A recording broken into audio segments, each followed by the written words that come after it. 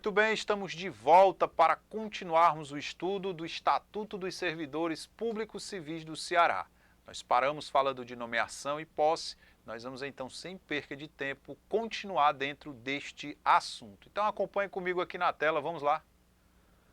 Muito bem, paramos aí no artigo de número 25, nomeação, posse. O que acontece após o cidadão tomar posse em cargo público?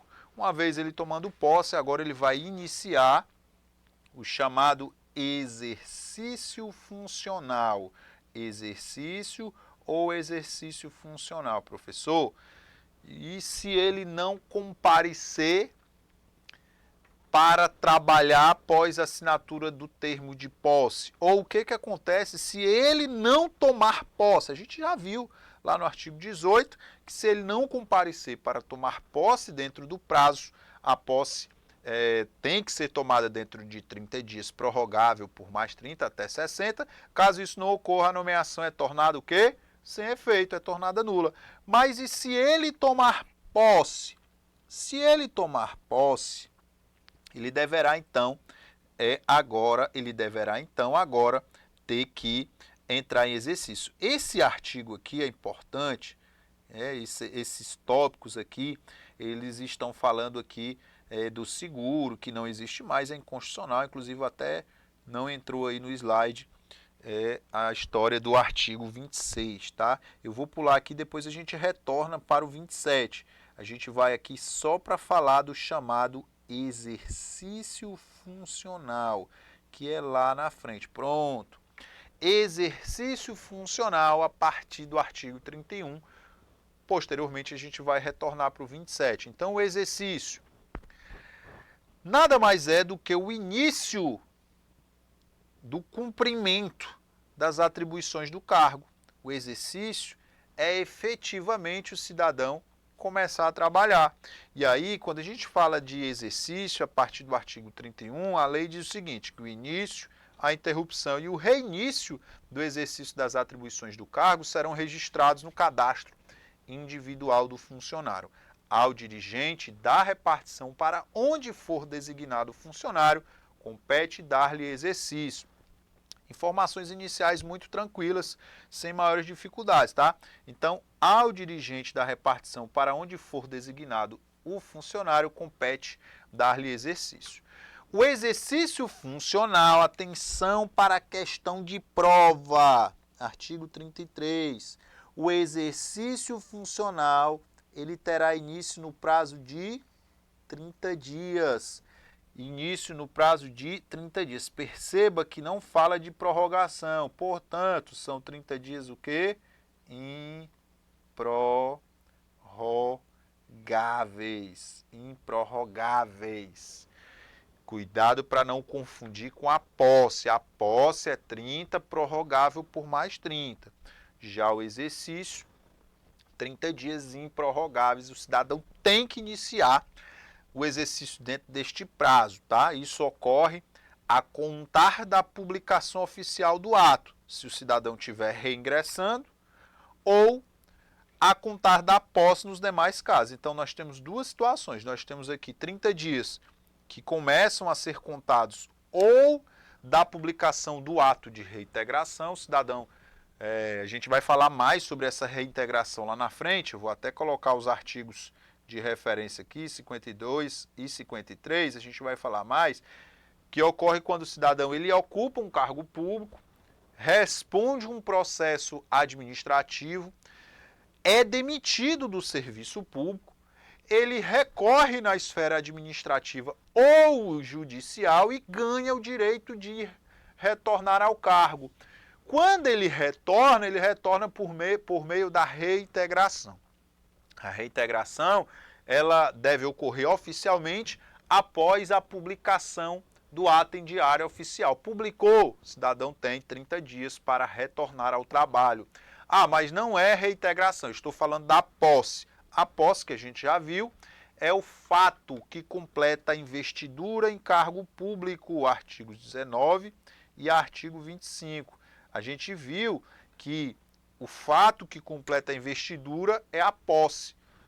Foi nomeado, tem 30 dias para tomar posse. Esse prazo ele pode ser prorrogado por igual período até o máximo de 60 dias. O detalhe, né? O detalhe é que ela pode ocorrer por meio de procuração, quando o cidadão estiver fora do estado, do país ou em casos especiais. Tem outro detalhe ainda bem importante, porque na data, por ocasião da posse, o cidadão ele deve apresentar uma declaração de bens e valores que constitui o seu patrimônio. Então, tomou posse, foi lá, assinou, tem 30 dias improrrogáveis para iniciar o exercício ou o chamado exercício funcional. Tá aqui ele, ó. Exercício ou exercício funcional, que é o desempenho das atribuições do cargo, tá? Ok? Perfeito? O funcionário ele terá exercício na repartição onde for lotado o cargo por ele ocupado, não podendo dela se afastar, repartição, salvo nos casos previstos em lei ou regulamento. Então, a regra, qual é a regra? O cidadão foi lá e entrou em exercício. Então, ó, ele não pode se afastar da repartição. Ele está em exercício na repartição e ele não pode se afastar. Agora, existem as exceções, salvo nos casos previstos em lei ou regulamento. O que é isso? Existem os casos que a gente vai estudar nos blocos mais à frente, que a lei permite que aquele cidadão ele se afaste do exercício funcional. Então, licença para tratamento de saúde, por exemplo, serviço militar obrigatório, doença em pessoa da família, o cidadão ele está aí de luta, ele vai se afastar, está com problema de saúde, por motivo de casamento, para estudo, para cumprir missão. E aí vai, são várias as possibilidades que a lei permite que o cidadão ele possa então vir a se afastar do exercício funcional, tá? Então, a regra é que ele não pode se afastar. A exceção é nos casos previstos em lei ou regulamento. Agora, quando a gente fala de afastamento, olha aqui a dica de prova para você. Este afastamento não se prolongará por mais de 4 anos consecutivos. É outra regra. Outra regra. Não se prolongará por mais de 4 anos consecutivos. Agora, olha o que ocorre aqui no final. Salvo. Ou seja, eu tenho 5 situações que a lei permite que o servidor afaste-se do serviço por mais de 4 anos consecutivos. Qual é a regra? Não pode se afastar por mais de 4 anos consecutivos. Não pode. A exceção são 5. E nós vamos falar de cada uma delas aqui, ó. A primeira, quando for para exercer as atribuições de cargo ou função de direção ou de governo, seja dos estados, seja da União, do Distrito Federal, seja dos territórios ou municípios e suas respectivas entidades da administração indireta. Então, exercer cargos ou atribuições de governo ou de direção, ele vai poder ficar mais de 4 anos consecutivos afastado. Segunda situação, quando o servidor, seja ele quem for, estiver à disposição da Presidência da República, ele está à disposição da Presidência da República, ele vai poder ficar afastado por mais de 4 anos consecutivos. Terceira exceção, quando para exercer mandato eletivo, seja estadual, federal ou municipal, observado quanto a esta o disposto na legislação especial pertinente. Então, o cara foi eleito, ele vai exercer lá, cumprir o seu mandato de vereador, de deputado, de prefeito, de governador, de senador, seja lá o que for, ele vai poder ficar mais de 4 anos consecutivos afastado do exercício funcional. Então, a terceira situação, para exercer ou cumprir mandato eletivo. Quarta exceção, quando convocado para o serviço militar obrigatório. Serviço militar obrigatório é a quarta exceção, tá? Esse serviço militar obrigatório que a gente vai falar mais lá na frente aí sobre essa licença. Então, foi convocado para prestar o serviço militar obrigatório, ele vai poder, se for o caso, ficar mais de 4 anos consecutivos afastado do exercício funcional. E por último, a quinta e última exceção, quando se tratar de funcionário no gozo de licença para acompanhar o cônjuge, que a gente também vai falar detalhadamente dessa licença mais na frente. Então vamos recapitular essa questão que pode ser aí a questão da tua vaga.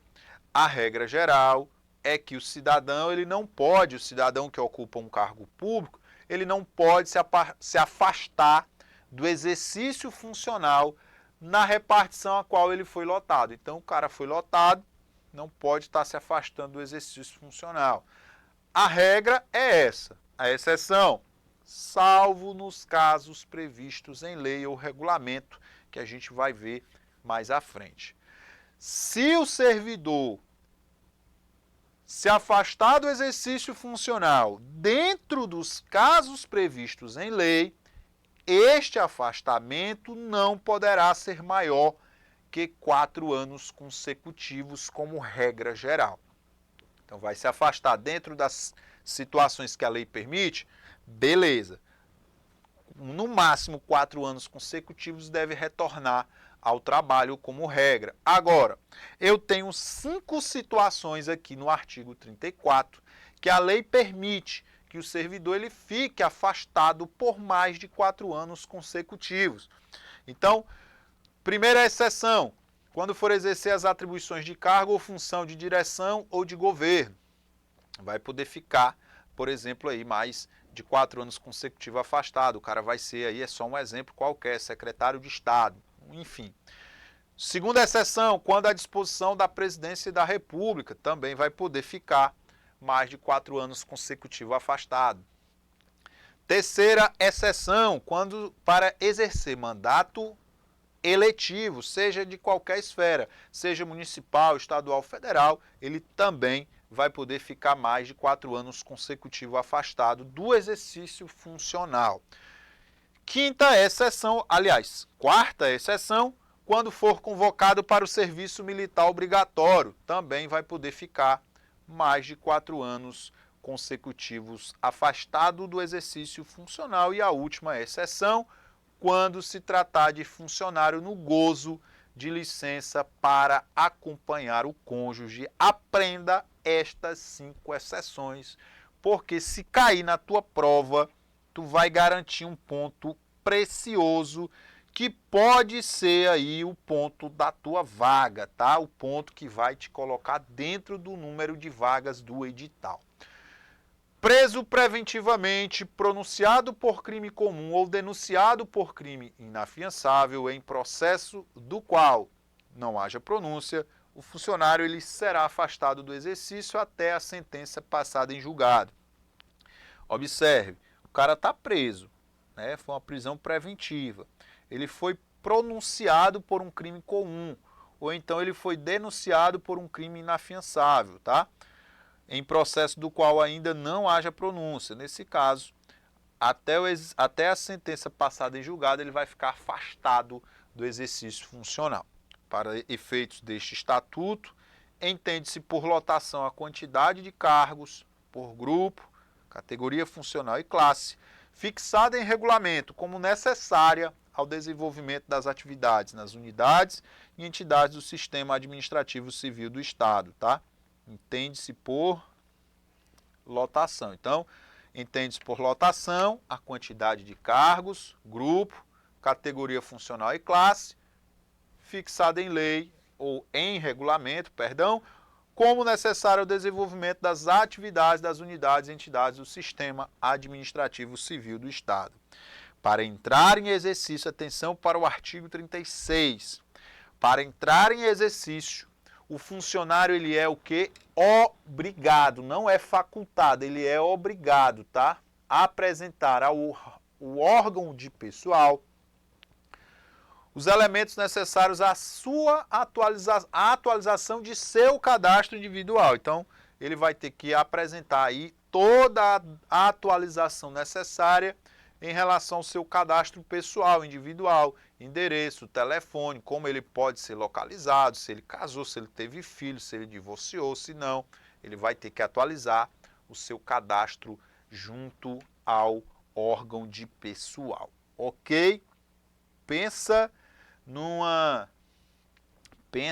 lei bacana de ser estudada. Eu falei aqui no início do nosso curso que é uma lei extensa, uma lei que tem os seus problemas em razão de ser bem antiga, mas é uma lei que depois que você pega aqui o fio da meada, você realmente gosta de estudá-la, tá? Ela é bacana, ela é bem interessante, ela é bem bacana aí, tá bom? Nós vamos aqui para a parte final do nosso bloco para falar deste assunto muito importante que é o famigerado estágio probatório, que a gente escuta falar demais, que a gente ouve falar, a gente vê, mas a gente talvez não entenda exatamente como funciona. E aí a gente vai aprender o que diz a lei para a nossa prova, tá? Então nós temos o seguinte aqui, nós temos o estágio probatório, que nada mais é do que o triênio de efetivo exercício no cargo de provimento efetivo. Fala, professor, triênio? Triênio é o período de quê? É o período de 3 anos. Triênio é o período de... Opa, deu bug aqui. É o período de... Opa, pronto. É o período de 3 anos. Falou de estágio probatório, você vai lembrar de quê?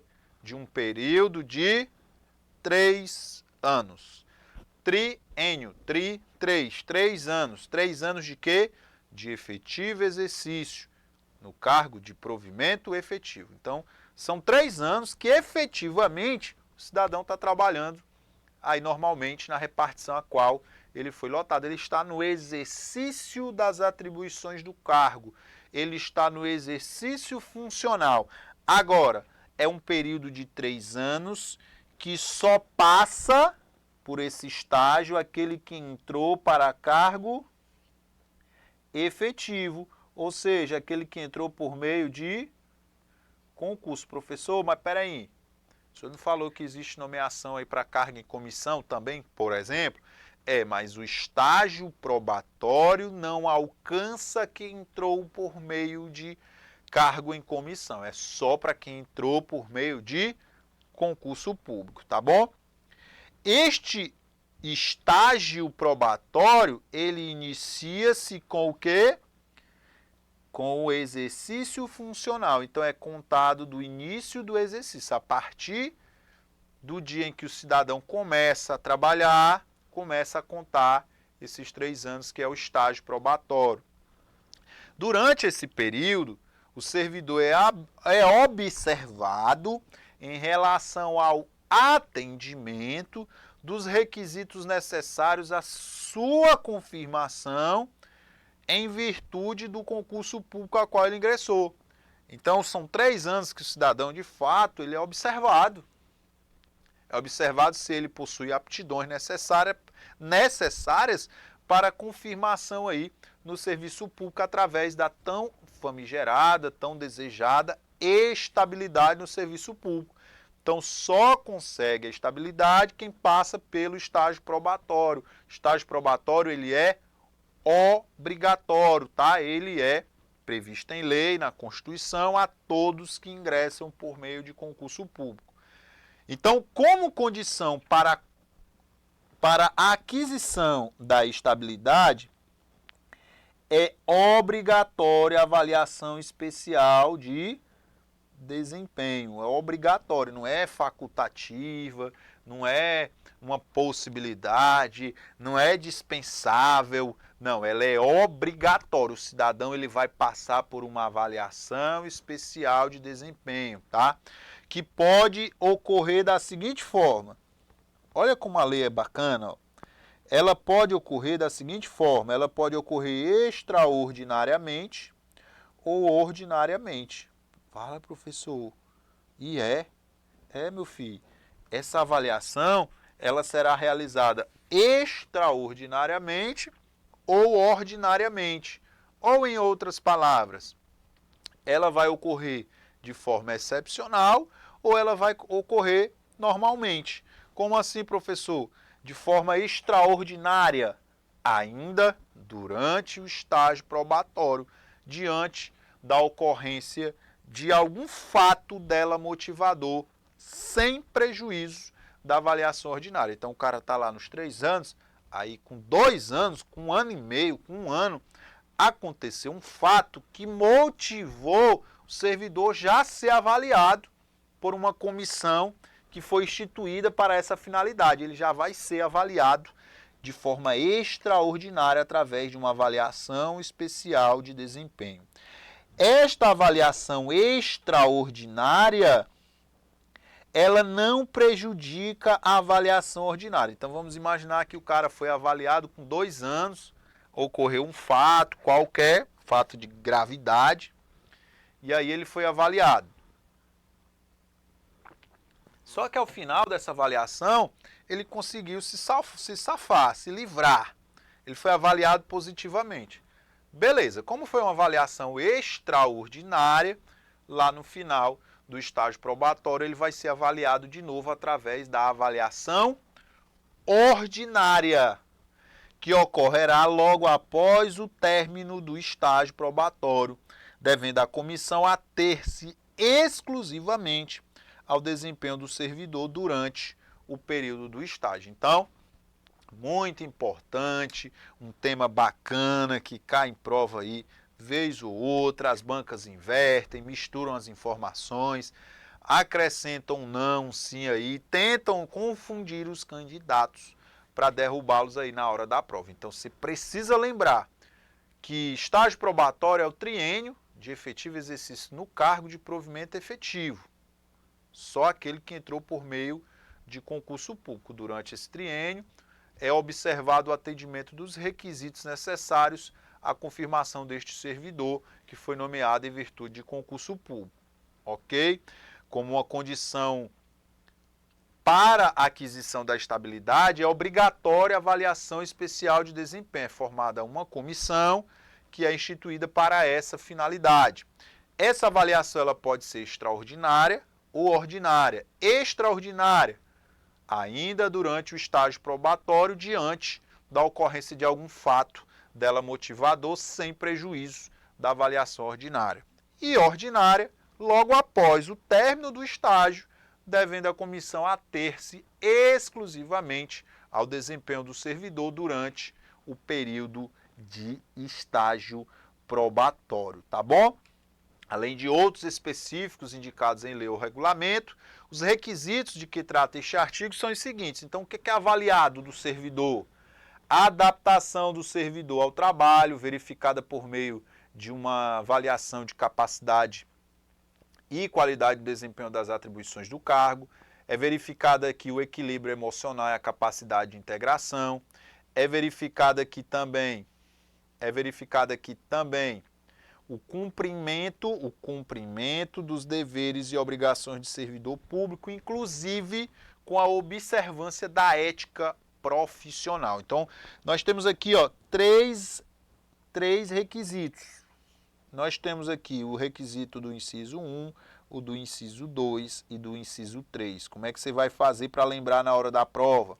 Falou dos requisitos avaliados por ocasião do estágio probatório, você vai lembrar do equilíbrio emocional e capacidade de integração, cumprimento dos deveres e obrigações de servidor público e adaptação do servidor ao trabalho. Você vai lembrar do ECA, é só lembrar lá do Estatuto da Criança, do Adolescente, isso vai te ajudar a lembrar destes requisitos avaliados por ocasião da avaliação especial do estágio probatório. Então, equilíbrio emocional é a letra E e capacidade de integração.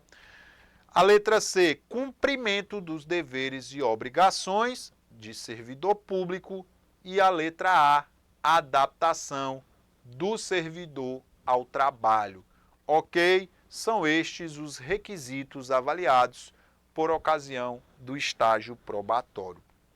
Para a gente fechar aqui o bloco, nós temos o parágrafo 4º que diz que o estágio probatório ele corresponderá a uma complementação do concurso público a que se submeteu o servidor, devendo ser obrigatoriamente acompanhado e supervisionado pelo chefe imediato.